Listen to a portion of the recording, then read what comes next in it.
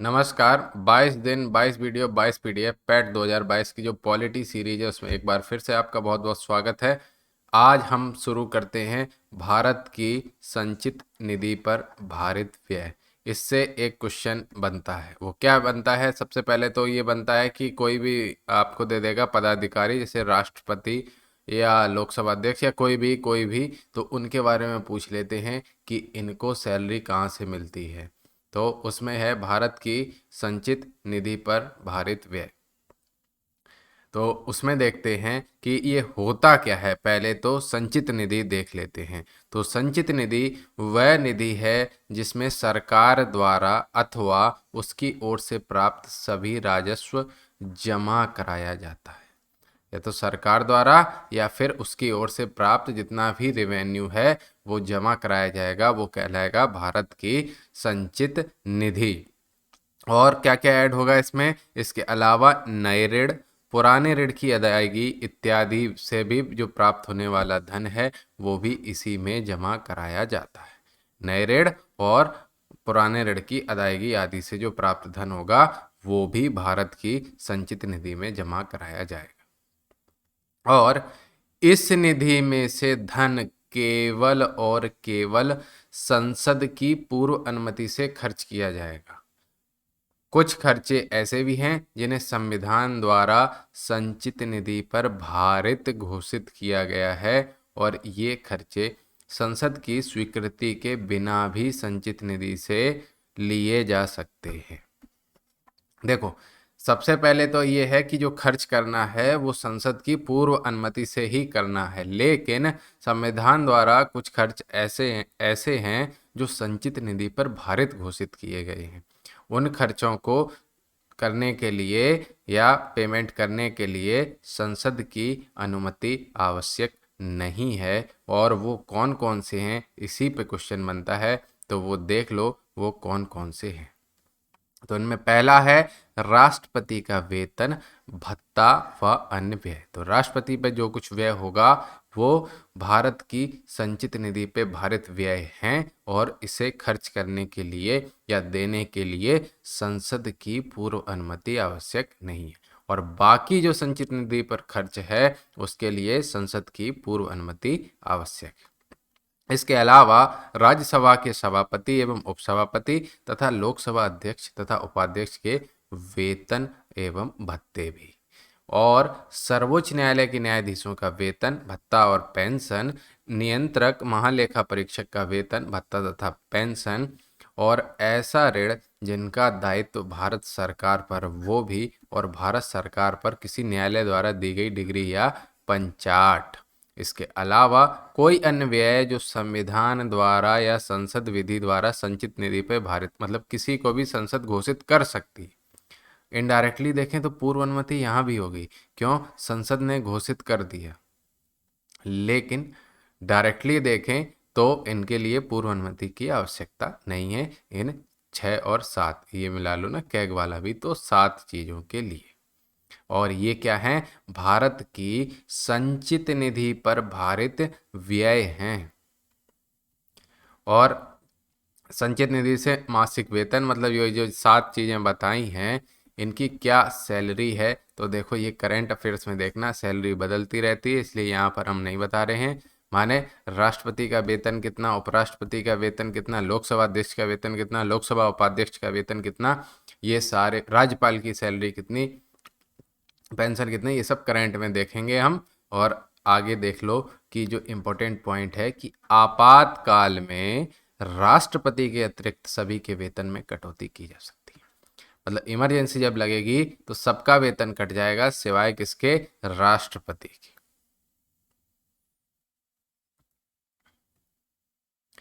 आगे बात करते हैं, एक होती है आकस्मिक निधि या आकस्मिकता निधि। ये लिखा है अनुच्छेद 267 में।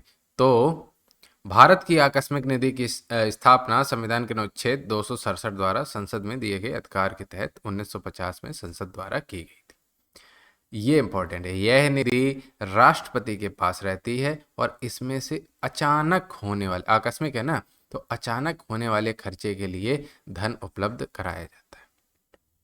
परंतु यह धनराशि संसद की स्वीकृति से अतिरिक्त मांगों अथवा अतिरिक्त अनुदान द्वारा आकस्मिक निधि में डाली जानी चाहिए। और यह ध्यान देने योग्य है कि राज्यों ने भी आकस्मिक निधि स्थापित कर रखी है और जिनका नियंत्रण उनकी विधानसभाओं के पास होगा। और किसके पास होगा? राज्यपाल के पास। विधानसभा जो है वो क्या करेगी? आकस्मिक निधि स्थापित कर देगी और उसका नियंत्रण यानी कि कंट्रोल राज्यपाल के पास होगा। और सेंट्रल लेवल पर जो कंट्रोल होगा वो किसके पास होगा? वो होगा राष्ट्रपति के पास। ये भी क्वेश्चन बन जाता है। किसके पास? राष्ट्रपति के पास। अब बात करते हैं कैग, भारत का नियंत्रक एवं महालेखा परीक्षक। तो सबसे पहले अनुच्छेद जान लो। तो अनुच्छेद 148 से 151 तक इसके बारे में विवरण है। भारत का नियंत्रक एवं महालेखा परीक्षक, तो ये वित्तीय प्रशासन क्षेत्र के भारत के संविधान एवं संसदीय कानून के प्रति महालेखा परीक्षक उत्तरदायी होते हैं। और नियंत्रक एवं महालेखा परीक्षक की नियुक्ति किसके द्वारा की जाएगी? तो राष्ट्रपति द्वारा की जाएगी। और नियुक्ति पश्चात उसे केवल सिद्ध कदाचार या असमर्थता के आधार पर ही हटाया जा सकेगा। और इसका कार्यकाल है, ये बहुत बार पूछा है, तो इसका कार्यकाल है नियंत्रक एवं महालेखा परीक्षक का, वो होता है 6 वर्ष। लेकिन अगर कार्यकाल हो गया 6 वर्ष, लेकिन अगर यह 65 वर्ष की आयु पूरा कर लेता है, मतलब 65 वर्ष अगर पहले कंप्लीट हो जाती तो उसको रिटायरमेंट लेना पड़ेगा। 65 वर्ष पहले कंप्लीट हो जाती है तो उसको रिटायरमेंट लेना पड़ेगा। और अगर नहीं होती है तो 6 वर्ष तक वह अपना कार्यकाल कर सकता है। और कैग अपना त्यागपत्र राष्ट्रपति को कभी भी दे सकता है। और इस पद के सेवानिवृत्ति के बाद वह भारत सरकार के अधीन कोई पद धारण नहीं कर सकता है। वह सार्वजनिक धन का संरक्षक एवं ट्रस्टी के रूप में कार्य करता है तथा संघ राज्यों के साथ आय व्यय का संपरीक्षक होता है। मतलब कितना लेन देन है, सब कुछ हिसाब किताब वही रखता है। भारत और प्रत्येक राज्यों या संघ राज्य क्षेत्रों की संचित निधि से सभी व्यय की भी संपरीक्षा यानी कि ऑडिट करता है। संघ और राज्यों की आकस्मिक निधि और लोक सेवाओं से भी सभी व्यय की संपरीक्षा करता है। ये काम करता है।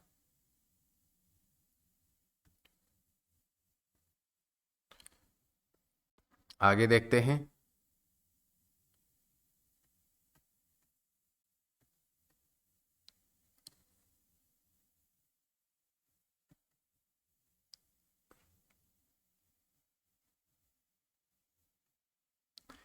संघ और राज्यों के राजस्वों से वित्त पोषित सभी निकायों एवं प्राधिकारों की, सरकारी कंपनियों की और निगमों की निकायों की जो विधि द्वारा उत्प्रेषित हों प्राप्ति एवं व्यय की संपरीक्षा करता है। कुल मिला के कुछ नहीं करता है, ये ऑडिट का काम करता है आय एवं व्यय के, वित्तीय मामलों के आय व व्यय के, और केंद्र व राज्यों के बीच में जो आय व्यय हो रहा है उसके सबके ऑडिट कर रहा है नियंत्रक एवं महालेखा परीक्षक। वर्ष भर के लेखे का सामान्य ब्यौरा वह शेष राशि तथा उत्तरदायित्व दर्शाता है। 1976 में इसको लेखा कर रखने के उत्तरदायित्व से मुक्त कर दिया गया। अब यह कार्य किसको दे दिया गया? प्रशासनिक मंत्रालयों को, और केवल प्रक्षेपण संबंधी कार्य उसके हाथ में छोड़े गए। ये आपको कोई मतलब की बात नहीं है, केवल इसका ये है कि मोटी भाषा में समझो तो पैसे का जो लेन देन है, खर्च है, उसका हिसाब रखता है नियंत्रक एवं महालेखा परीक्षक। अब इनकी शक्तियों के बारे में देख लेते हैं। तो नियंत्रक एवं महालेखा परीक्षक की शक्तियां, तो वह सुनिश्चित करता है कि संसद द्वारा किए गए विनियोजन की राशि उपयुक्त स्वीकृति के बिना न बढ़ाई जाए, कि जो संसद ने बताई है उसकी स्वीकृति होनी चाहिए। वह किसी भी खर्चे की बुद्धिमत्ता, विश्वसनीयता तथा शिकायत के बारे में अपने आप को संतुष्ट कर सकता है। मतलब कि कोई वो खर्चा किया गया है तो उससे कुछ प्रॉफिट है, प्रॉफिट का मतलब सिर्फ पैसे से नहीं है, प्रॉफिट मतलब पब्लिक को प्रॉफिट है या जो खर्च किया जा रहा है उसमें कुछ गड़बड़ झाला तो नहीं है, तो इस बारे में वो चेक करता है। वह किसी भी ऐसे खर्चे को अस्वीकार कर सकता है जो उसके विचार में संविधान अथवा कानून का उल्लंघन करते हों। वह कंपनियों के लेखे का पूरक अथवा अतिरिक्त परीक्षण भी कर सकता है। उसे राष्ट्रपति स्थानीय संस्थानों के लेखों के परीक्षण का उत्तरदायित्व भी सौंप सकता है। जहां पर भी लेखा परीक्षण ऑडिट होगा वहां पर आएंगे नियंत्रक एवं महालेखा परीक्षक। वह पेशेवर परीक्षकों को सरकारी कंपनियों के लेखे के परीक्षण में सहायता करता है और उनके लेखा रखने से संबंधित फॉर्म निर्धारित करता है और उनके लेखे के परीक्षण की प्रक्रिया भी निर्धारित कर सकता है। पैसे का लेन देन, ऑडिट, ये सब काम करेगा कि ये सब सही तरह से खर्च हुए हैं, स्वीकृति मिली है, उससे फायदा है, कानून सम्मत है, ये सब करेगा नियंत्रक एवं महालेखा परीक्षक। इतना वो पूछते नहीं, जो पूछते हैं वो पूछते हैं भारत का महान्यायवादी। सबसे पहले इसका अनुच्छेद ही पूछ लेते हैं कि किस अनुच्छेद में है, तो भारत का महान्यायवादी अनुच्छेद 76 में है। और राष्ट्रपति उच्चतम न्यायालय का न्यायाधीश नियुक्त होने के लिए अर्ह, मतलब इसकी योग्यताएं वही होंगी जो उच्चतम न्यायालय के न्यायाधीश नियुक्त होने की योग्यताएं होंगी। तो राष्ट्रपति इनको नियुक्त करेगा, किसको? भारत का महान्यायवादी। और वह भारत सरकार का प्रथम विधि अधिकारी होता है। ये भी पूछ लेता है कि प्रथम विधिक अधिकारी वो कौन होगा? भारत का महान्यायवादी, और जो संघीय सरकार को कानूनी सहायता भी प्रदान करेगा। और महान्यायवादी भी राष्ट्रपति के प्रसाद पर्यंत तक अपने पद को धारण करेगा और उसे वो वेतन भत्ते प्राप्त होंगे जो राष्ट्रपति द्वारा निर्धारित किए जाएंगे। और जो इम्पोर्टेंट बात यह है कि भारत का महान्यायवादी संसद या मंत्रिमंडल का सदस्य नहीं होता, लेकिन वह किसी भी सदन अथवा उनकी समिति में बोल सकता है, लेकिन मताधिकार नहीं कर। देखो, जब सदस्य नहीं है तो मताधिकार तो कर नहीं पाएगा, लेकिन भारत का महान्यायवादी है, प्रथम विधि अधिकारी है, तो किसी भी सदन में, किसी भी समिति में वह बोल सकता है। और भारत के महान्यायवादी को अपने कर्तव्यों के पालन में भारत के राज्य क्षेत्र में सभी न्यायालयों में सुनवाई का अधिकार प्राप्त है। वे सर्वोच्च न्यायालय तथा विभिन्न न्यायालयों के सम्मुख सरकार के मामले प्रस्तुत करता है। कि भारत के किसी भी न्यायालय में अगर सुनवाई का अधिकार किसको प्राप्त है? भारत के महान्यायवादी का। और जो नई बात, भारत में अभी तक इस प्रथा का अनुसरण होता रहा है कि जिस मंत्रिमंडल ने महान्यायवादी की नियुक्ति की, अर्थात जिस सरकार ने महान्यायवादी की नियुक्ति की, उसके पद त्याग करने या हट जाने पर महान्यायवादी अपना पद त्याग देता है। इसका कार्यकाल तो राष्ट्रपति के प्रसाद पर्यंत तक यह बना रहता है। अब बात करते हैं केंद्रीय सतर्कता आयोग की। तो केंद्रीय सतर्कता आयोग जो है वो एक परामर्शदायी संस्था है और स्थापना केंद्र सरकार के विभागों में प्रशासनिक भ्रष्टाचार की जांच करने के उद्देश्य से की गई। और किस समिति की अनुशंसा पर ये आ जाता है कई बार? तो संथानम समिति। कौन सी समिति? संथानम समिति। इसकी सिफारिश पर किसकी स्थापना की गई? केंद्रीय सतर्कता आयोग की। और कब? 1964 में। ये आपको पता होगा। अब आगे बात करें कि केंद्रीय सतर्कता आयोग के एक अध्यक्ष और 2 सदस्य की नियुक्ति राष्ट्रपति द्वारा। 3 सदस्यीय समिति जिसमें एक प्रधानमंत्री, दूसरा गृह मंत्री, तीसरा लोकसभा में विपक्ष के नेता शामिल होते हैं, की सिफारिशों के आधार पर की जाती है। किसकी सिफारिशें देख लो? पहला प्रधानमंत्री, दूसरा गृह मंत्री, तीसरा लोकसभा में विपक्ष के नेता। इनकी सिफारिशों के आधार पर की जाएगी। और किसके द्वारा? राष्ट्रपति द्वारा। एक अध्यक्ष और 2 सदस्य। अप्रैल 2004 में केंद्रीय सतर्कता आयोग को किसी भ्रष्टाचार के आरोप या पद के दुरुपयोग के लिए लिखित शिकायतों को स्वीकार करने तथा सही प्रशंसकीकार की संस्तुति करने के लिए नामांकित एजेंसी के रूप में अधिग्रहित किया गया है। तो सेंट्रल विजिलेंस कमेटी, सीवीसी जिसको बोलते हैं, तो सीवीसी की शक्तियां देख लेते हैं कि सीवीसी के पास पावर क्या क्या हैं। सीवीसी के पास पावर क्या क्या है? तो देखो, निश्चित वर्गों के लोक सेवकों के लिए सीआरपीसी के तहत अपराध या भ्रष्टाचार अधिनियम 1988 के अंतर्गत जांच करने के संबंध में और दिल्ली विशेष पुलिस व्यवस्था डीएसपीई के कार्यों पर नजर रखना तथा इस जिम्मेदारी से मुक्ति के उद्देश्य से डीएसपीई को निर्देश देना सीवीसी का काम है। और पीसी एक्ट के तहत तथाकथित अपराधों में डीएसपीई द्वारा की गई जांच की प्रगति की भी समीक्षा करना कि इंक्वायरी कहां तक पहुंची। किसी कार्रवाई जिसमें एक संगठन में कार्य कर रहे लोक सेवकों जिस पर भारत सरकार के कार्यकारी नियंत्रण का विस्तार हो जाता है पर अनुचित उद्देश्य या भ्रष्ट तरीके से कार्य करने का संदेह के संबंध में की गई जांच के अन्वेषण की भी जिम्मेदारी कौन करेगा? सीवीसी। कुल मिला के जो लोक सेवक हैं उनकी जांच कर रहा है। और विभिन्न स्थितियां क्या हैं, जैसे अन्वेषण, जांच, अपील, समीक्षा आदि में सतर्कता दृष्टि सहित अनुशासनात्मक मामलों में अन्य अथॉरिटी के संबंध में स्वतंत्र व निष्पक्ष सलाह भी दे सकता है।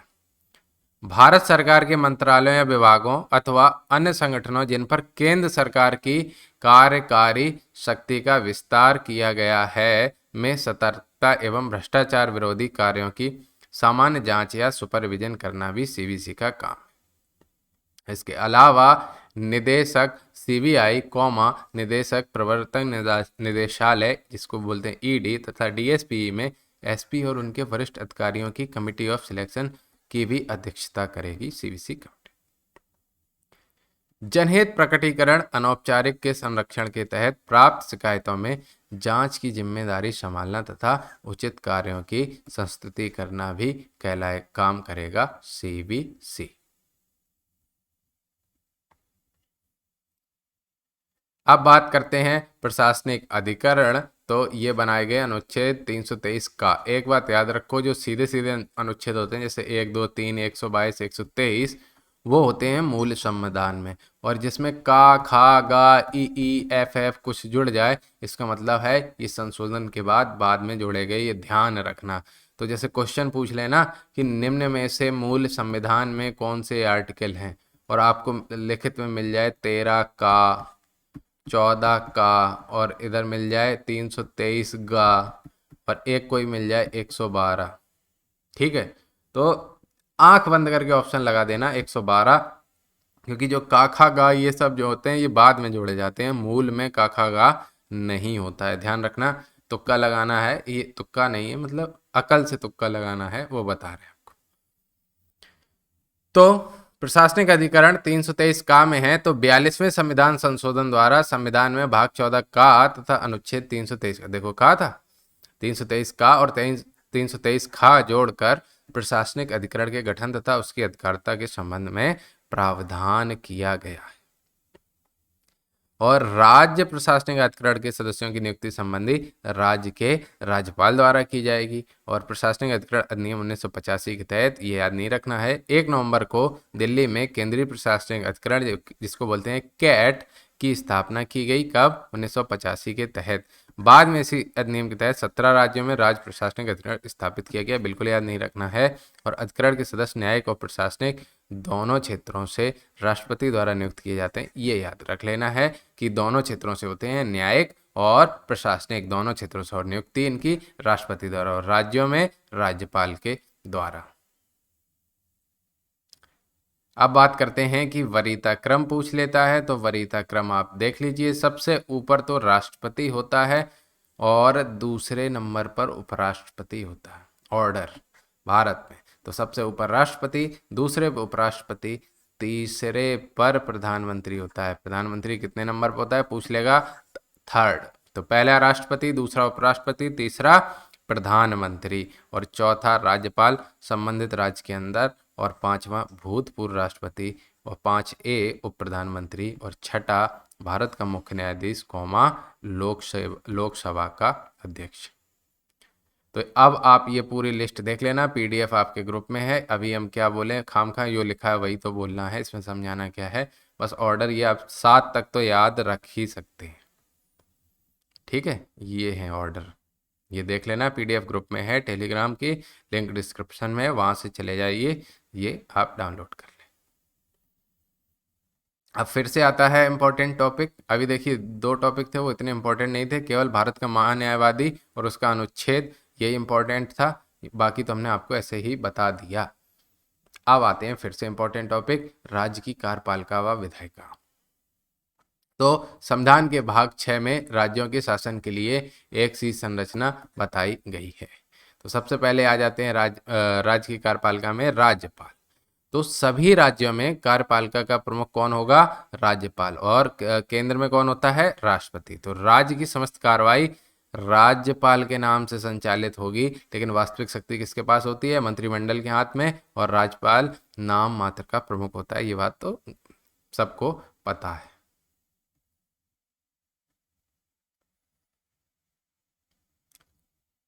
और व्यवहार्यता, प्रत्येक राज्य में एक राज्यपाल होता है, किंतु 7वें संविधान संशोधन के बाद अनुच्छेद 153(2) के अनुसार, ये याद रख लेना, अनुच्छेद 153(2) के अनुसार एक ही व्यक्ति 2 से अधिक राज्यों का राज्यपाल नियुक्त किया जा सकता है। कौन से अनुच्छेद के अनुसार? याद रख लेना, 153 पूछ लेता है। निम्न में से संविधान के कौन से अनुच्छेद यह शक्ति देता है कि एक व्यक्ति 2 या 2 से अधिक, और हाँ ये भी पूछा 2 या 2 से अधिक हो सकता, हाँ 2 या 2 से अधिक राज्यों का राज्यपाल नियुक्त किया जा सकता है, अनुच्छेद 153(2) के अनुसार। और राज्यपाल की नियुक्ति 5 वर्षों के लिए मंत्रिमंडल की सलाह पर राष्ट्रपति द्वारा की जाती है, लेकिन वह राष्ट्रपति के प्रसाद पर्यंत तक अपना पद धारण करता है। राज्यपाल की योग्यता, तो अनुच्छेद 157 में बताया गया है कि वह भारत का नागरिक होगा, उसकी आयु 35 वर्ष से अधिक होनी चाहिए। तो मिनिमम एज राज्यपाल बनने के लिए भी कितनी है? 35 वर्ष। और वह विधानसभा सदस्य चुने जाने के योग्य। कौन चुने जाने के? विधान परिषद नहीं, कौन? विधानसभा सदस्य चुने जाने के योग्य। मतलब बाकी योग्यताएं विधानसभा सदस्य की, बस विधानसभा सदस्य में योग्यताओं में उम्र में अंतर आता है, यहाँ पर 35 वर्ष है बस।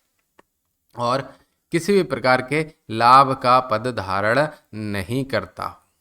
और अनुच्छेद 159 के अनुसार राज्यपाल अपने पद एवं गोपनीयता की शपथ संबंधित राज्य के उच्च न्यायालय के मुख्य न्यायाधीश के सम्मुख लेते हैं। मतलब इनकी नियुक्ति राज्यपाल की जो है वो राष्ट्रपति के द्वारा, लेकिन इनको पद एवं गोपनीयता की शपथ उसी राज्य के उच्च न्यायालय के मुख्य न्यायाधीश के द्वारा दिलाई जाएगी। राज्यपाल के स्थानांतरण का वर्णन मूल संविधान में नहीं है, मतलब ट्रांसफर करना हो एक स्टेट से दूसरे स्टेट तक, लेकिन करते हैं। मतलब संविधान में ऐसा कुछ भी लिखा नहीं है, लेकिन हम कर देते हैं कि इस स्टेट से अब राज्यपाल बदल के दूसरे स्टेट का बदल दिए। एक से अधिक बार भी व्यक्ति यह पद धारण कर सकता है, ऐसा नहीं कि राज्यपाल एक बार ही बन सके, एक से अधिक बार भी बन सकता है। आप देखते हैं कार्यपालिका संबंधी कार्य, अनुच्छेद 154 कहता है कि राज्यपाल मुख्यमंत्री और मुख्यमंत्री की सलाह से उसके मंत्रिपरिषद के सदस्यों की नियुक्ति करेगा और उन्हें क्या? पद एवं गोपनीयता की शपथ दिलाएगा। कौन सा अनुच्छेद? 154। राज्यपाल के उच्च अधिकारियों जैसे महाधिवक्ता, राज्य लोक सेवा आयोग का अध्यक्ष तथा अन्य सदस्यों की नियुक्ति करेगा, तथा राज्य के उच्च न्यायालय में न्यायाधीशों की नियुक्ति में किसको परामर्श दे रहा है? राष्ट्रपति को परामर्श दे रहा है। ये कहता है अनुच्छेद 127। ये मत याद रखो, लेकिन ये याद रखो कि उच्च न्यायालय के न्यायाधीशों की नियुक्ति के संबंध में राष्ट्रपति को कौन परामर्श देगा? तो राज्यपाल देगा। राज्यपाल को यह अधिकार है कि वह राज्य के प्रशासन के संबंध में मुख्यमंत्री से सूचना प्राप्त करे। जब राज्य का प्रशासन संवैधानिक तंत्र के अनुसार ना चलाया जा सके, तो राष्ट्रपति से राज्य में राष्ट्रपति शासन लागू करने की सिफारिश भी राज्यपाल कर सकता है। राज्य में राष्ट्रपति शासन लागू कर दिया जाता है, तब राज्यपाल क्या होता है? केंद्र सरकार के अभिकर्ता के रूप में, यानी कि अब मेन मालिक बन गया राज्यपाल। अभी तक क्या था? मुख्यमंत्री। और राज्यपाल क्या था? नाम मात्र का। और एक बढ़िया लाइन, बहुत ध्यान रखने वाली बात, राज्यपाल राज्य के विश्वविद्यालयों के कुलाधिपति भी होते हैं, तथा वह उपकुलपति को भी नियुक्त करता है। कौन? संबंधित राज्य का राज्यपाल।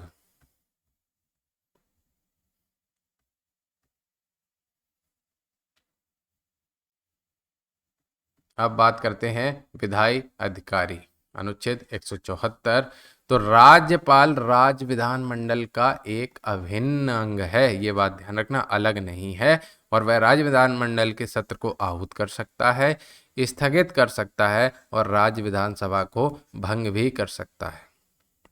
वह विधानसभा में एक एंग्लो इंडियन को भी मनोनीत करता है, एक एंग्लो इंडियन को भी मनोनीत करता है।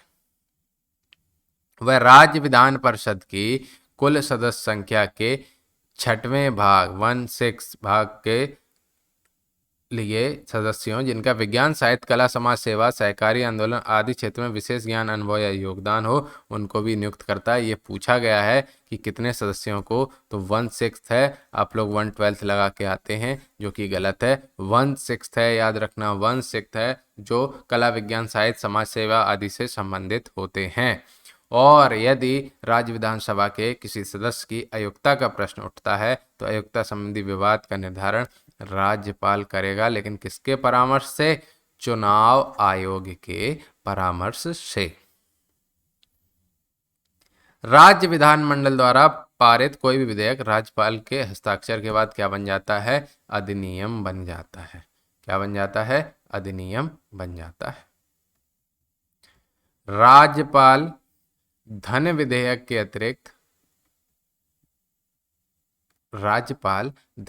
अतिरिक्त किसी भी विधेयक को पुनर्विचार के लिए राज्य विधानमंडल के पास भेज सकता है।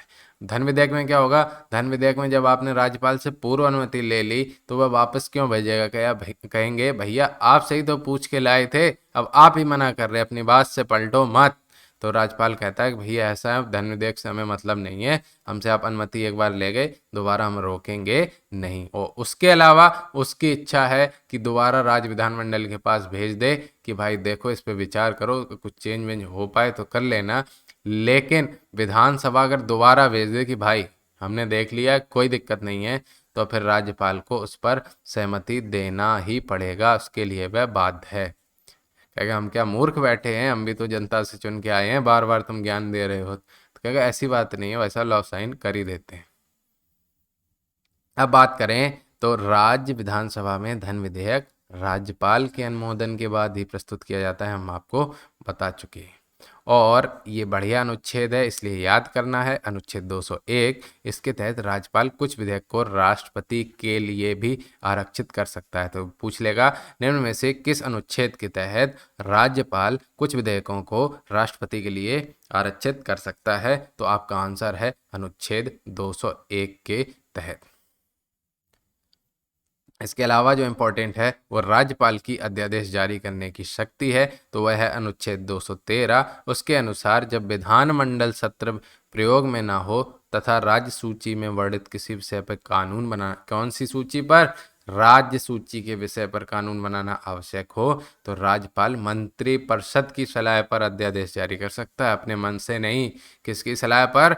मंत्रिपरिषद की। जब सत्र नहीं चल रहा है और या फिर विधानमंडल भंग है, जब भंग होगी तब तो बात ही खत्म, मंत्रिपरिषद सलाह लेनी नहीं है। लेकिन अगर सत्र नहीं चल रहा है तो राज्यपाल क्या करेगा? मंत्रिपरिषद की सलाह लेगा और अध्यादेश जारी कर सकता है। और ये लिखा है अनुच्छेद 213। अनुच्छेद 213 याद रख लेना, अनुच्छेद 213। और इसकी वैलिडिटी भी देख लो कि अगर ये अध्यादेश जारी किया तो ऐसे अध्यादेश को 6 माह के भीतर विधानमंडल द्वारा स्वीकृत होना आवश्यक है। और अगर ये बात नहीं मानी गई, 6 महीने के अंदर स्वीकृत नहीं हुआ, तो उस अध्यादेश को निरस्त मान लिया जाता है। अब बात करते हैं वित्तीय अधिकार राज्यपाल की। तो राज्यपाल राज्य के वित्त मंत्री के माध्यम से राज्य विधानसभा में राज्य का वार्षिक बजट पेश करता है, वो है अनुच्छेद 202। किसी प्रकार के अनुदान की मांग को या करों के प्रस्ताव को राज्यपाल के अनुमोदन से विधानसभा में पेश किया जाता है। देखो किसी भी नए प्रकार के नए अनुदान की मांग हो या टैक्स से संबंधित कोई मामले होंगे तो नीचे स्तर पर यानी कि राज्य स्तर पर राज्यपाल से अनुमोदन कराना पड़ता है और बड़े स्तर पर यानी कि संघ स्तर पर राष्ट्रपति से अनुमोदन कराना पड़ता है। और राज्य की आकस्मिक निधि से व्यय राज्यपाल की अनुमति के बिना नहीं खर्च किया जा सकता। ये अनुच्छेद 203(3) के तहत है। और संघ में क्या होगा, किसकी अनुमति लेनी पड़ेगी? संघ में राष्ट्रपति की अनुमति लेनी पड़ेगी आकस्मिक निधि से पैसा निकालने के लिए। अब न्यायिक अधिकार की बात करें राज्यपाल की, तो वह न्यायालय द्वारा दोष सिद्ध किए गए अपराधियों को क्षमा करने, उनके दंड को कम करने या निलंबन करने या विलंबित करने की शक्ति रखता है, लेकिन इस सीमा का उपयोग तब तक करेगा जिस सीमा तक राज्य की कार्यपालिका शक्ति का विस्तार है। ये कहता है अनुच्छेद 161। याद रखना, अनुच्छेद 161 कहता है राज्यपाल की क्षमादान संबंधी या फिर न्यायिक अधिकार संबंधी शक्तियां। कौन से अनुच्छेद? तो अनुच्छेद 161 में। लेकिन करेगा कहाँ तक? जितनी राज्य की कार्यपालिका की औकात होगी।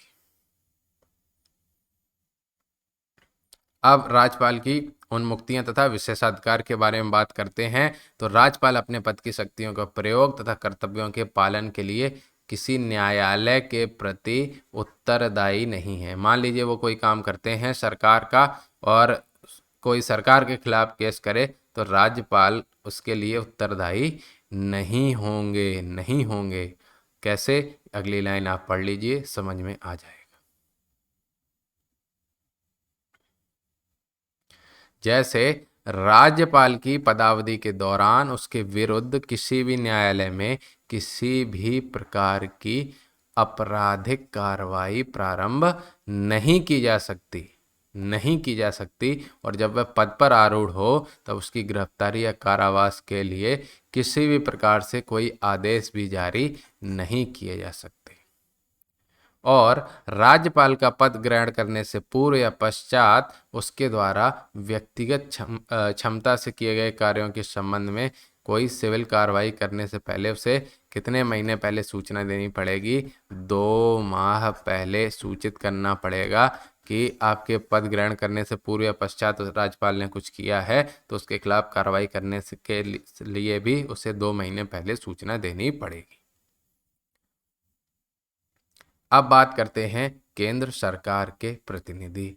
तो राज्यपाल का भारत सरकार के प्रतिनिधि के रूप में महत्वपूर्ण कार्य राज्य के संबंध में समय समय पर राष्ट्रपति को रिपोर्ट भेजना है। तो राज्यपाल समय समय पर भारत सरकार के प्रतिनिधि के रूप में राष्ट्रपति को संबंधित राज्य की रिपोर्ट भेजता है और साथ साथ अपनी ओर से सुझाव भी भेजता है। और राज्यपाल राष्ट्रपति को रिपोर्ट स्वविवेक से भेजता है।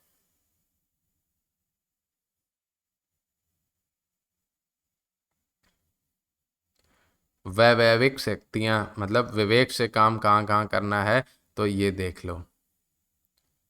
जैसे कुछ राज्यों में राज्यपाल अपनी इच्छा से शासन कर सकता है, किंतु इसके लिए वह किसके प्रति उत्तरदायी होगा? राष्ट्रपति के प्रति। कुल मिला के जो राज्यपाल होता है वो राष्ट्रपति का एजेंट होता है। जो राज्यपाल होगा वो किसका एजेंट के रूप में कार्य करेगा? राष्ट्रपति के एजेंट के रूप में कार्य करेगा।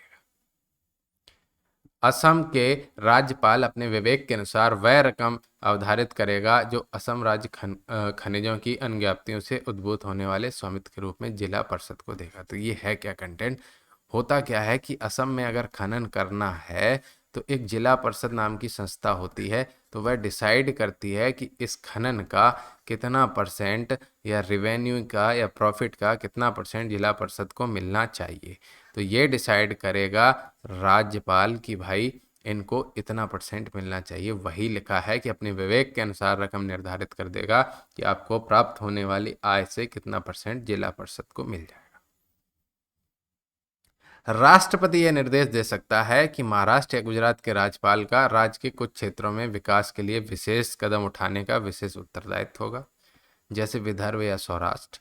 नागालैंड के राज्यपाल का उस राज्य में विधि या व्यवस्था की बाबत उसी प्रकार उत्तरदायित्व है जब तक उसमें समस्या है, विद्रोही नागाओं के कारण आंतरिक अशांति जैसी स्थिति है। मणिपुर का राज्यपाल उस राज्य के पहाड़ी क्षेत्रों से निर्वाचित सदस्यों से मिलकर बनने वाली राज्य की विधानसभा की समिति का उचित कार्यकरण सुनिश्चित करेगा और विशेष उत्तरदायित्व निभाएगा। मतलब जो स्पेशल स्टेटस वाले राज्य हैं वहाँ पर राज्यपाल अपनी शक्तियों का प्रयोग करेगा और राष्ट्रपति के एजेंट के रूप में काम करेगा, स्वविवेक से काम करेगा, राष्ट्रपति को रिपोर्ट भेजेगा और राष्ट्रपति के आदेशों का भी पालन करेगा।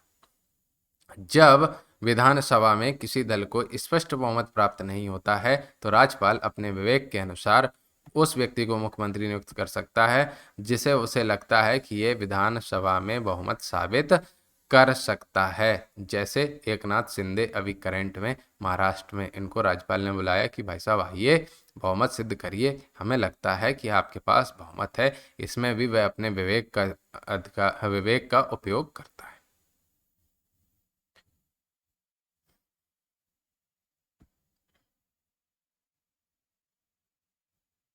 अब बात करते हैं कि कुछ जगह राज्यपाल हैं तो कुछ जगह उपराज्यपाल भी हैं, तो वो कहाँ कहाँ हैं देख लीजिए। तो दिल्ली, पांडिचेरी, अंडमान निकोबार द्वीप समूह और अब हो गया है, मज़े से लिखो इसको बहुत खुशी से, जम्मू एंड कश्मीर। तो यहाँ पर भी हो गए हैं एलजी, एलजी उपराज्यपाल। और प्रशासक कहाँ के कहे जाते हैं तो दादरा एवं नगर हवेली, दमन दीव और लक्षद्वीप। लक्षद्वीप पे क्वेश्चन आया हुआ है। तो दादरा नगर हवेली, दमन दीव और लक्षद्वीप ये यहाँ के होते हैं प्रशासक। दिल्ली, पांडिचेरी, अंडमान निकोबार, जम्मू कश्मीर यहाँ के होते हैं उपराज्यपाल। और चंडीगढ़ में होते हैं मुख्य आयुक्त। अब बात करते हैं मुख्यमंत्री की। 10 सेकंड का गैप।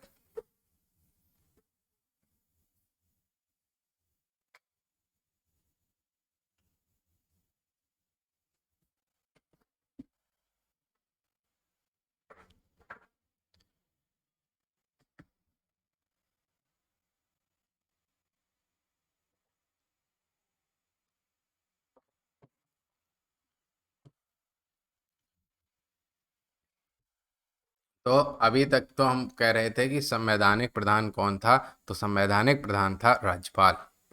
अब बात करते हैं मुख्यमंत्री की, जो है वास्तविक प्रधान। तो मुख्यमंत्री राज्य की कार्यपालिका का वास्तविक प्रधान होता है। अनुच्छेद 163 के अनुसार राज्यपाल द्वारा बहुमत दल के नेता को मुख्यमंत्री पद की शपथ दिलाई जाती है। ठीक है, बहुमत दल का जो नेता चुना जाएगा उसी को मुख्यमंत्री पद की शपथ दिलाएंगे। और कौन दिलाएंगे? राज्यपाल दिलाएंगे। जो गौर करने वाली बात है वो ये कि राष्ट्रीय राजधानी क्षेत्र यानी कि एनसीआर दिल्ली के मुख्यमंत्री की नियुक्ति चुनाव पश्चात राष्ट्रपति द्वारा की जाएगी। क्यों की जाएगी? क्योंकि दिल्ली क्या है? संघ शासित प्रदेश, पूर्ण राज्य तो है ही नहीं। तो इसकी नियुक्ति करी जाएगी दिल्ली के मुख्यमंत्री की चुनाव के बाद राष्ट्रपति द्वारा। और मुख्यमंत्री किसके प्रति उत्तरदायी होगा? दिल्ली वाला उत्तरदायी होगा राष्ट्रपति के प्रति। और बाकी मुख्यमंत्री किसके प्रति उत्तरदायी हो रहे हैं? तो वो हो रहे हैं राज्यपाल के प्रति।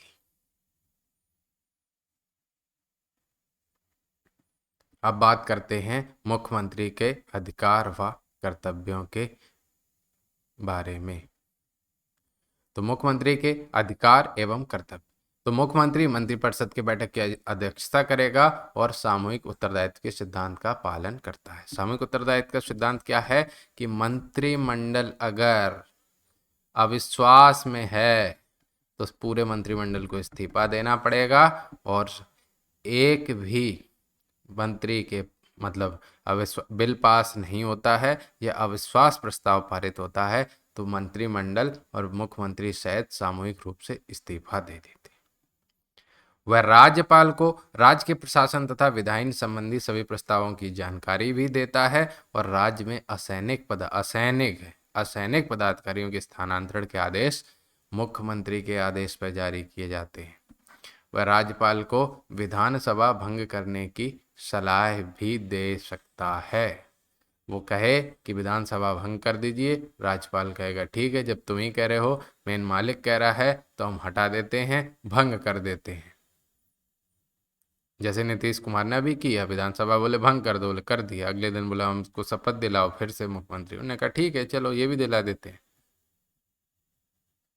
अब बात करते हैं मंत्रिपरिषद का गठन। तो ये भी मुख्यमंत्री किसकी सहायता से, राज्यपाल की सहायता से मंत्रिपरिषद का गठन करेगा। और मंत्रिपरिषद का कोई सदस्य यदि राज्य विधानसभा और जहाँ पे विधान परिषद हैं तो विधान परिषद का सदस्य ना हो तो उसे 6 महीने के अंदर दोनों सदनों में से किसी एक सदस्य की सदस्यता ग्रहण करनी पड़ती है, नहीं तो मंत्रिमंडल से मंत्रिपरिषद से उसकी सदस्यता समाप्त मानी जाएगी।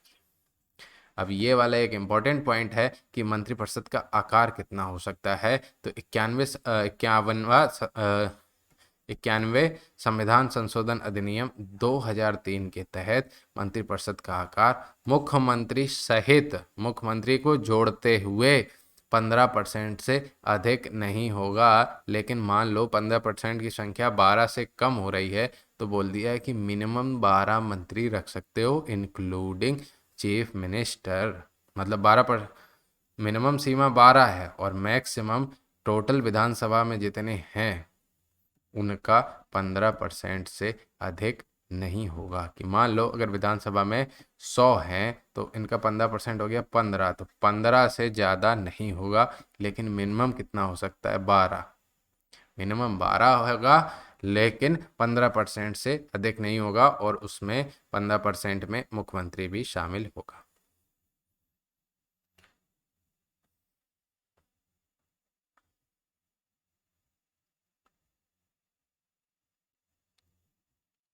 अब बात करते हैं विधान परिषद की। तो इनका वर्णन करते हैं अनुच्छेद 169 में। और विधान परिषद राज्य विधानमंडल का उच्च सदन होता है। राज्य विधानमंडल का उच्च सदन विधान परिषद, निम्न सदन विधानसभा, लोकप्रिय सदन विधानसभा। ठीक है, तो विधान परिषद विधानमंडल का अंग है और कहाँ कहाँ है, 6 राज्यों में। तो देखो याद रखने के लिए सबसे बढ़िया यूपी बिहार एक साथ याद रखो, पास पास है। ठीक है, तेलंगाना आंध्र प्रदेश पास पास हैं और महाराष्ट्र कर्नाटक पास पास है। इन 6 राज्यों में वर्तमान में विधान परिषद है। इसके अलावा असम और उड़ीसा को भारत की संसद ने अपने स्वयं के विधान परिषद बनाने की स्वीकृति दे दी है। किसको किसको, असम और उड़ीसा को। और विधान परिषद बनती कैसे है, इस पे भी क्वेश्चन बना है। तो यदि किसी राज्य की विधानसभा अपने कुल सदस्यों के 2/3 बहुमत से यह प्रस्ताव पारित कर दे कि उसे विधानसभा चाहिए तो संसद उस राज्य में विधान परिषद स्थापित कर सकती है अथवा हटा भी सकती है। मान लो किसी राज्य में विधान परिषद पहले से है और 2/3 सदस्य विधानसभा के यह पारित कर दें कि हमें नहीं चाहिए, हटा दो, तो संसद उसे हटा सकती है। लेकिन कितने बहुमत से पारित होना चाहिए, 2/3 से। और कह दें कि 2/3 से हमें चाहिए तो उनको अलाउ करेगी। और विधान परिषद का सदस्य बनने के लिए न्यूनतम आयु सीमा है 30 वर्ष। लोकसभा के लिए 25 वर्ष, ये भी पूछ लेते हैं। तो लोकसभा 25 वर्ष, विधान सभा 25 वर्ष और विधान परिषद तो 30 वर्ष मिनिमम आयु है। तो विधान परिषद के कुल सदस्यों की संख्या उस राज्य के विधान सभा के कुल सदस्यों की संख्या के 1/3 से अधिक नहीं होनी चाहिए।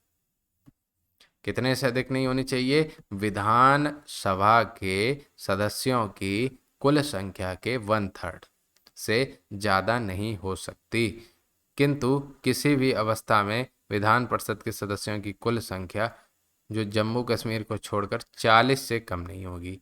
तो अब तो जम्मू कश्मीर वाला बात खत्म हो गया है, तो 40 हो गई मिनिमम, लेकिन 1/3 से ज़्यादा नहीं होनी चाहिए। किसके 1/3 से, तो विधान सभा के कुल सदस्यों की संख्या के 1/3 से ज़्यादा नहीं हो। और लेकिन मिनिमम कितनी हो, 40 तो हो ही हो।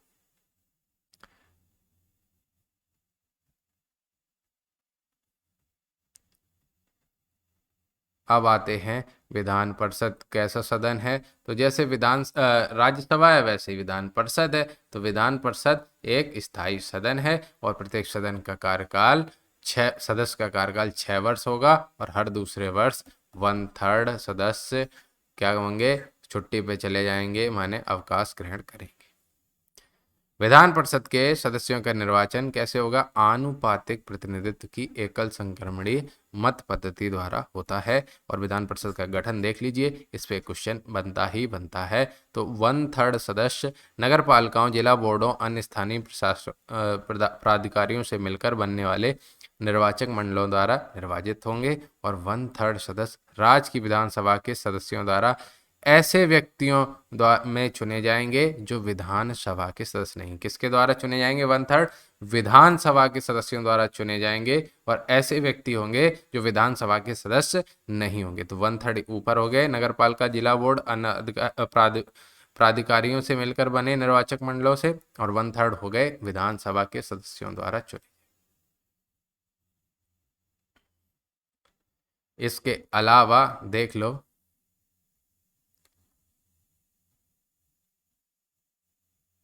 इसके अलावा यहाँ देखो, पहले यहाँ देखो, 1/6 सदस्य राज्यपाल द्वारा ऐसे व्यक्ति से मनोनीत होंगे जो कला, विज्ञान, साहित्य, सहकारी आंदोलन, समाज सेवा से संबंधित हों। ऊपर हम बता चुके हैं, वो हैं 1/6। ये याद रखने वाली चीजें हैं, 1/6।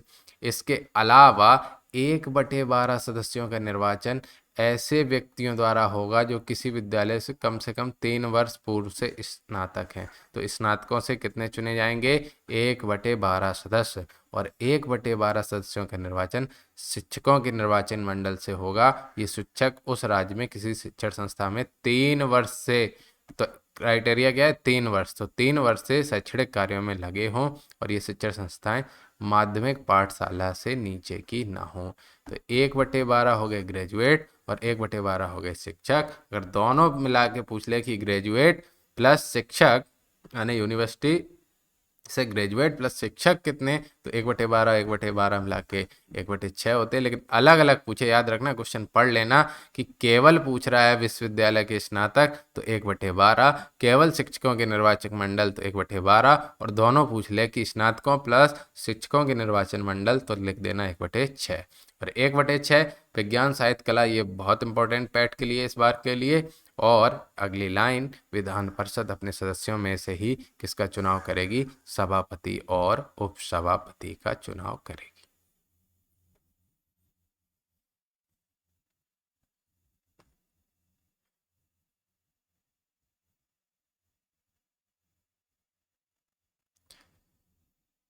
अब देखिए, सभापति उपसभापति को और उपसभापति सभापति को कार्यकाल के मध्य में अपना इस्तीफा सौंप सकता है। ये भी क्वेश्चन बनता है कि विधानसभा का या विधान परिषद का उपसभापति अपना इस्तीफा किसे सौंपेगा? तो किसे सौंपेगा? तो विधान परिषद के सभापति को। और सभापति किसे सौंपेगा? उपसभापति को।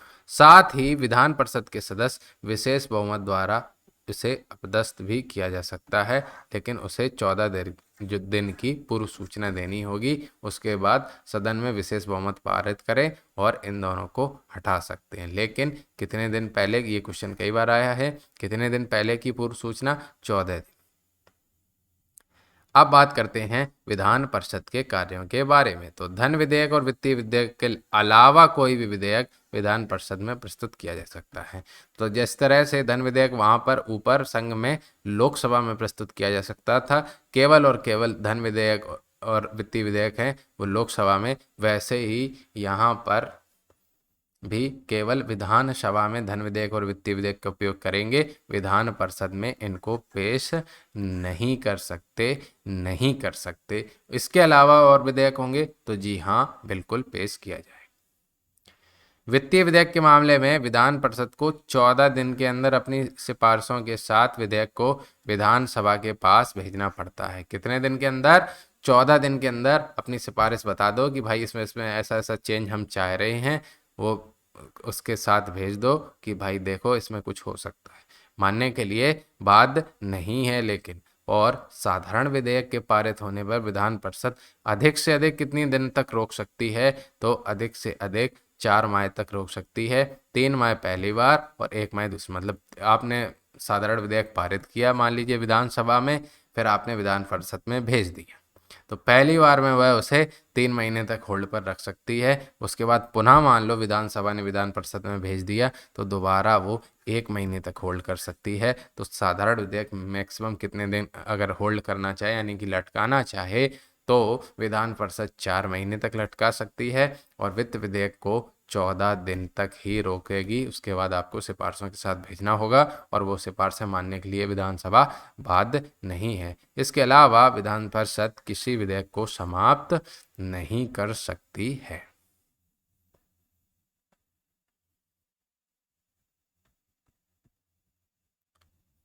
अब बात करते हैं विधानसभा की। तो विधानसभा राज्य विधानमंडल का निम्न सदन होता है, लेकिन निम्न जरूर है, लेकिन अगर लोकप्रिय सदन की बात करें तो वो है विधानसभा, क्योंकि इसमें चुने हुए प्रतिनिधि पहुंच रहे हैं। और अनुच्छेद 170 के अनुसार राज्य की विधानसभा के सदस्यों की अधिकतम संख्या कितनी हो सकती है, यह भी कई बार पूछा है कि राज्यों के विधानसभा के सदस्यों की मैक्सिमम संख्या कितनी हो सकती है। तो 500 है और न्यूनतम संख्या 60 है। लेकिन कुछ राज्य अपवाद हैं, जैसे गोवा में 40, अरुणाचल प्रदेश 40, मिजोरम 40, सिक्किम 32 और पांडिचेरी 23।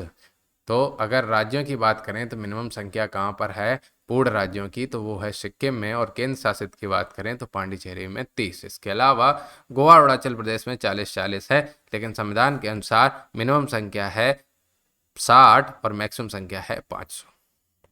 राज्य विधानसभा का कार्यकाल प्रथम बैठक से यानी कि प्रथम अधिवेशन से 5 वर्ष होता है। और ऑप्शन में आपको क्या दे देगा, कहेगा लोकसभा विधानसभा इलेक्शन से 5 वर्ष या कब से 5 वर्ष। तो आपको याद रखना है कि राज्य विधानसभा कार्यकाल जो होता है वो विधानसभा के प्रथम अधिवेशन से 5 वर्ष काउंट होता है। और राज्यपाल द्वारा इसे समय से पूर्व भंग भी किया जा सकता है। और यदि संकट काल की घोषणा प्रवर्तन में हो तो संसद विधि द्वारा विधानसभा का कार्यकाल एक बार में कितने दिन के लिए मैक्सिमम बढ़ा सकती है, 1 वर्ष के लिए। कितने दिनों के लिए आपातकाल में बढ़ा सकती है, एक आपातकाल में, या फिर कोई घोषणा के द्वारा कितने दिनों के लिए, तो एक बार में 1 वर्ष के लिए। आगे भी बढ़ाया जा सकता है, लेकिन एक बार में मैक्सिमम, याद रखना एक बार पे हम फोकस कर रहे हैं, तो एक बार में मैक्सिमम 1 वर्ष के लिए बढ़ाया जा सकता है।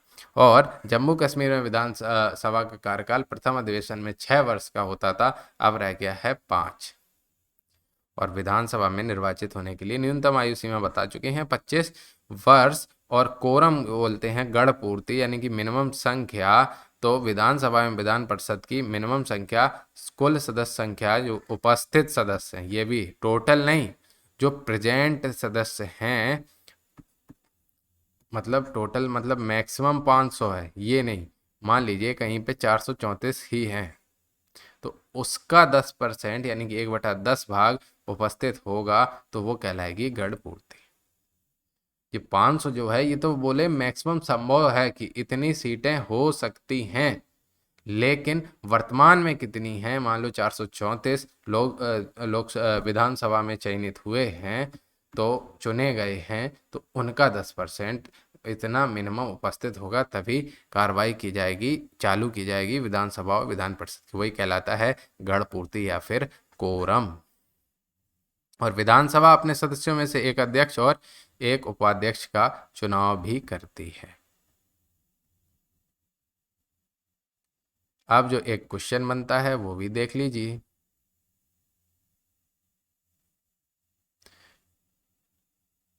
यह बनता है क्वेश्चन कि विधानसभा अध्यक्ष मत विभाजन की स्थिति में अपने मत का प्रयोग नहीं करता है, लेकिन अगर निर्णायक हो, मान लो वोटिंग फंस गई, 100 लोग थे और एक था आपका विधानसभा का अध्यक्ष, और वोटिंग में 50-50 हो गया, 50 एक तरफ वोट गिरे, 50 एक तरफ, तो निर्णायक मत देने का अधिकार किसको है, विधानसभा अध्यक्ष को। और नॉर्मल कंडीशन में वोट देने का अधिकार नहीं है। अब बात करते हैं विधानसभा की शक्तियों की। तो पहले विधायी शक्तियां देख लें। तो राज्य के विधानमंडल को सामान्यतः उन सभी विषयों पर कानून निर्माण करने की शक्ति है जो या तो राज्य सूची में हो या समवर्ती सूची में। लेकिन अगर समवर्ती सूची पर राज्य ने कानून बना दिया और उसी सूची में केंद्र कानून बना दे, तो कौन सा वाला प्रभावी माना जाएगा, केंद्र का।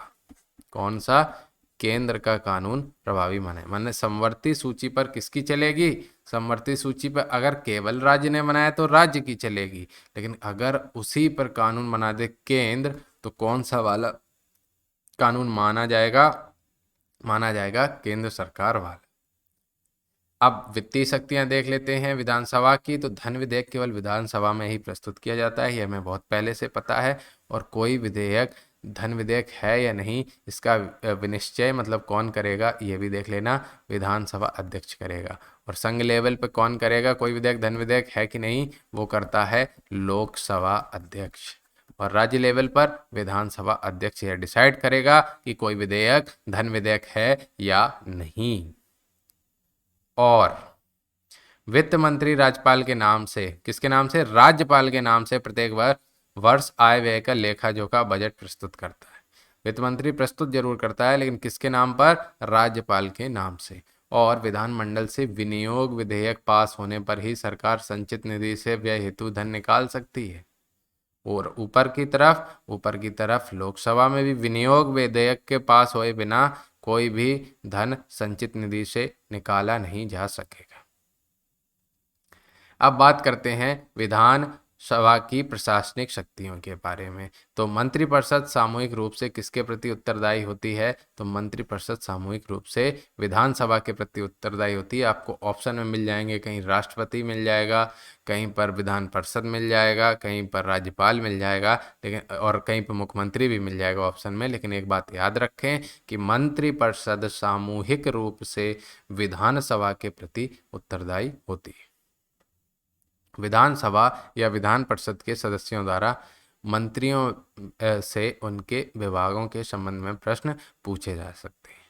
और मंत्रिमंडल के विरुद्ध निंदा या आलोचना या काम रोको प्रस्ताव पारित किया जा सकता है। और विधानसभा के द्वारा अविश्वास प्रस्ताव पास किया जा सकता है। और अगर अविश्वास प्रस्ताव पारित हो गया, देखो अगर अविश्वास प्रस्ताव पारित हो गया तो संपूर्ण मंत्रिमंडल क्या देगा, इस्तीफा। और यदि किसी मंत्री द्वारा बिल लाए और वो बिल पास ना हो तो भी समस्त मंत्रिमंडल को इस्तीफा देना पड़ेगा। इसका मतलब हो गया कि जब मंत्री जी की बात नहीं मान रहे हैं, इसका मतलब लोगों में अविश्वास है, तो आप इस्तीफा दीजिए, अब सरकार चलाने लायक नहीं है, ऐसा माना जाता है। और संविधान की संशोधन की शक्ति हमारे संविधान, ये हेडिंग है। तो हमारे संविधान में कुछ ऐसे प्रावधान हैं जिनमें संशोधन के लिए जरूरी है कि संसद द्वारा विशेष बहुमत के आधार पर पारित प्रस्ताव को कम से कम कितने राज्यों के विधानमंडलों द्वारा स्वीकार किया जाए, कम से कम आधे राज्यों के विधानमंडलों के द्वारा स्वीकृति मिले। तो वो कुछ कानून होते हैं जिसमें विशेष बहुमत पर पारित होते हैं, तो उन्हीं में कम से कम अगर आधे राज्यों के विधानमंडल उसे स्वीकार करेंगे तभी उसको संशोधन माना जाएगा विशेष प्रावधान में। अब निर्वाचन शक्ति संबंधी शक्ति बात करते हैं। तो राज्य की विधानसभा के निर्वाचित सदस्य किस किस में भाग लेते हैं, तो राष्ट्रपति के चुनाव में, राज्यसभा में और राज्य विधान परिषद के सदस्यों आदि के निर्वाचन में भाग लेंगे। किसके किसके, राष्ट्रपति चुनाव में, राज्यसभा के चुनाव में और राज्य विधान परिषद के सदस्यों के चुनाव में भाग लेंगे। राज्य विधानमंडलों, जो विधानसभा एवं विधान परिषद का संयुक्त अधिवेशन बुलाने जैसा कोई प्रावधान नहीं है। ये इम्पोर्टेंट पॉइंट है, बहुत इम्पोर्टेंट पॉइंट है। देखो, लोकसभा और राज्यसभा का संयुक्त अधिवेशन बुलाया जा सकता था, हाँ जी बुलाया जा सकता था। और उसकी अध्यक्षता कौन करता था, लोकसभा अध्यक्ष। किसकी अनुमति से बुलाया जा सकता था, राष्ट्रपति की अनुमति से। अनुच्छेद शायद 108 था उसमें संयुक्त। लेकिन राज्य स्तर पर विधानसभा और विधान परिषद के संयुक्त अधिवेशन जैसा कोई भी प्रावधान नहीं है। ध्यान रखना, क्वेश्चन पूछ सकता है। तो कोई भी प्रावधान संयुक्त अधिवेशन का किस स्तर पर नहीं है, तो राज्य स्तर पर कोई भी ऐसा प्रावधान नहीं है। तो यहाँ पर पैट के लिए जो पॉलिटी थी वो हो गई खत्म, टाटा गुड बाय गया। इसके बाद 5 में से 5 क्वेश्चन बहुत आराम से आप कर पाएंगे। इसके अलावा 2 या 3 वीडियो और आएंगे, तो बची हुई पॉलिटी भी हम खत्म, जब यहाँ तक आई गए हैं तो बचा हुआ जो मतलब आपके सिलेबस में पैट के नहीं है, तो बाकी लोगों के लिए तो कंप्लीट कर ही सकते हैं।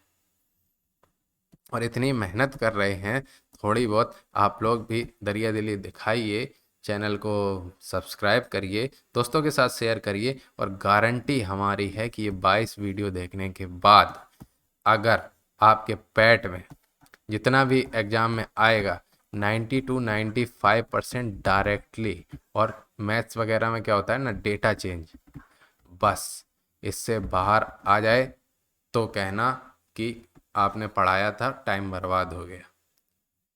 और इस पे विश्वास कैसे करें? तो पॉलिटी के हमारे लेक्चर पढ़ लीजिए, उसके बाद कोई भी मॉक टेस्ट दीजिए, उसके बाद अगर आपको लगे कि हाँ मॉक टेस्ट में संबंधित सब्जेक्ट में हमारा बहुत अच्छा स्कोर हो रहा है, तो आप अपने आप समझ जाएंगे कि हाँ कंटेंट में दम है। नहीं तो आपकी मर्जी है कि आपको 150 वीडियो पॉलिटी के देखने हैं और उसके बाद उसमें 5 में से 3 क्वेश्चन करने हैं, या फिर पॉलिटी के 6 वीडियो में सब कुछ कंप्लीट करके अच्छा स्कोर करना है। डिसीजन आपके हाथ में है। बहुत बहुत धन्यवाद।